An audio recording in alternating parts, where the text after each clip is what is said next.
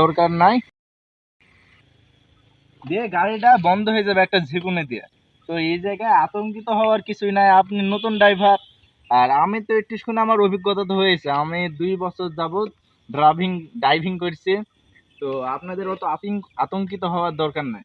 তো আপনারা ফের স্টার্ট দিবেন এবং আস্তে আস্তে ক্লাচ ছাড়বেন, আর আস্তে আস্তে পিক আপটা মোড়াবেন।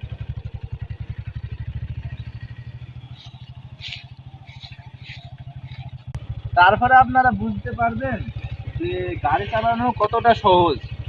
আপনারা প্রথমে জোরে চালানোর দরকার নেই, আপনারা আস্তে আস্তে চালাবেন।